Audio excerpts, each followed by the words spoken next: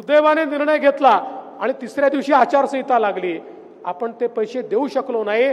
आता त्याच्या याद्या तयार झाल्या आहे. याच महिन्यामध्ये थेट शेतकऱ्यांच्या 80 लाख शेतकऱ्यांच्या खात्यामध्ये कापूस आणि सोयाबीनचे भावांतराचे पैसे देखील त्या ठिकाणी पोहोचणार आहेत. आणि त्यासोबत 1 रुपयात पीक विम्याची योजना आपण त्या ठिकाणी लागू केली.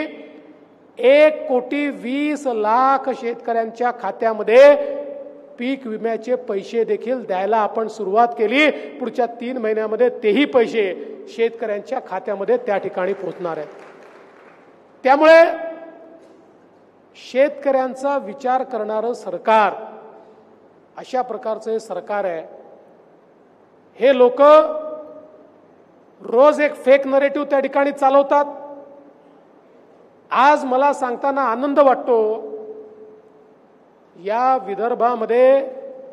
विदर्भाचं चित्र बदलणारा, विदर्भामध्ये कायम दुष्काळ संपवणारा आणि देशातला सगळ्यात पथदर्शी असलेला प्रकल्प वैनगंगा नळगंगा प्रकल्प, याला आपण मान्यता दिली. आपल्याला आश्चर्य वाटेल, 10 लाख एकर जमीन ओलिताखाली येणार आहे. 90,000 कोटी रुपयाचा प्रकल्प आहे. ज्या प्रकल्पामध्ये नागपूर, वर्धा, अमरावती, यवतमाळ, अकोला, वाशिम आणि बुलढाणा हे सगळे जिल्हे त्या ठिकाणी आपण कव्हर करतो आहोत. गोसीखुर्दच्या खालून वाहून जाणारं पाणी बुलढाणा जिल्ह्यापर्यंत आपण घेऊन चाललो आहोत. 550 किलोमीटरची नवीन नदीच आपण त्या ठिकाणी तयार करतो. नवीन नदी. एक तालुका असा सुटणार नाही की ज्या तालुक्यामध्ये सिंचनाची व्यवस्था नाही. हे कोरडवाहू पिकाचं जे आपलं संपूर्ण गाडा आहे, हे पूर्णपणे संपवून टाकणारा अशा प्रकारचा प्रकल्प.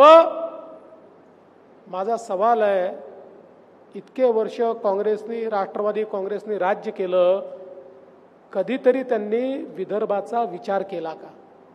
विदर्भाच्या सिंचनाला पैसे दिले का? मी मुख्यमंत्री असताना आपण जवळपास त्या ठिकाणी विदर्भातले 88 प्रकल्पांना पैसे दिले. त्यातले 68 प्रकल्प हे आज या ठिकाणी पूर्ण होत आहेत, हे देखील मला सांगितलं पाहिजे. 445